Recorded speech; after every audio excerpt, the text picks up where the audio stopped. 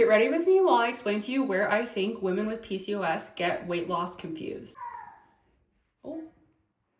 When I was 18, I was diagnosed with PCOS, and the way my doctor made it sound was that the only way I was going to be losing weight was on metformin. But here's the thing, women with PCOS still have to follow a calorie deficit, but having PCOS makes it just a little bit harder to adhere to it. Let me break that down for you. Typically, women with PCOS have higher levels of ghrelin and leptin, which is what regulates our appetite. So we're just a little bit hungrier.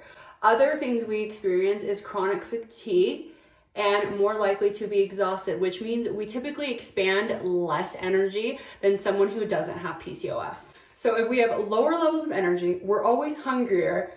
It makes sense that we have a hard time adhering to a calorie deficit. Here is where your nutrition, though, is very important, and the things that I have done that have helped me immensely, and I'm going to share with you to hopefully help you as well. First things first, I used to skip breakfast, and anytime someone told me that I shouldn't be, I kind of laughed at them. I just never prioritized it.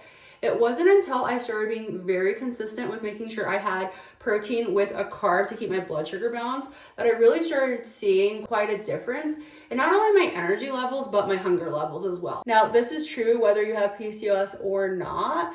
You might find yourself a little bit more energized and less snacky during that midday if you are eating protein paired with a carb, and if you can throw in some fiber in there and make sure you're having plenty of water as well. That helps you regulate your appetite and stay at bay with hunger. I have a couple of full days of eating if you want to know what I eat for breakfast, but something really simple you can just do is just, if you have any type of carb, just pair it with a protein shake, eggs, egg whites, cottage cheese, yogurt. That is where I would start. Now, the other thing I like to do to help me with my weight loss is I like to pre-track my day. So I like to plan out my day, make sure I'm having plenty of protein, and then I just add in a little bit fun things here and there, or I find ways I can add fun things to my eating. So I like to do this protein dessert I've been having a lot lately. I love Oreos, and so I just sprinkle on 2 Oreos on top of the protein dessert, and it tastes great, and I'm hitting my protein goal, and I'm keeping my blood sugar stable. Every PCOS is going to be different. Your symptoms might be a little bit more intense than my symptoms, right? Vice versa. So figuring out what works best for you is extremely important.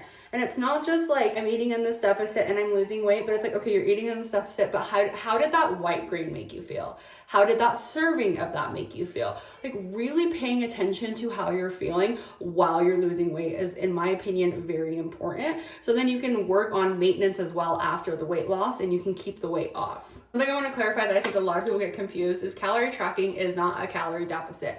People are in a calorie deficit when they're doing carnivore diet, keto diet, when they're doing intermittent fasting. Counting your calories and tracking your macros is just another form to help you adhere to your deficit. And it's my favorite form because we can do objective things, which means no opinion based.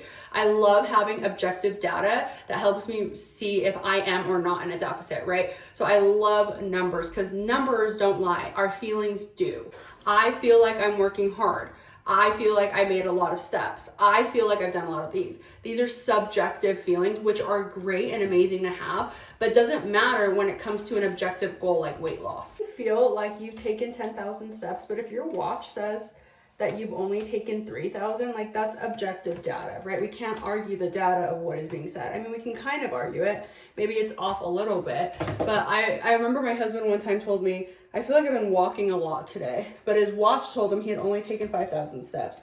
Now, could that watch be off due to holding onto a stroller or not having it on and stuff like that? Absolutely. But for the most part, it is objective data that is on our body, and it's telling us a number based off of our actions. A lot of times we leave feelings to interpretation, and then that's when we feel frustrated. So I personally love tracking and I love weighing in daily because I can clearly see if the actions I'm doing are correlating with the goal I'm wanting, which is weight loss. Now, if that's not something for you, I would just switch up. Like, okay, I don't care when I get to 10 pounds down. I just want to make sure I feel good in my clothes. So that's what you use. You use a pair of jeans to help you move along. Regardless though, this video and its intention is to tell you that having PCOS doesn't mean you can't lose weight.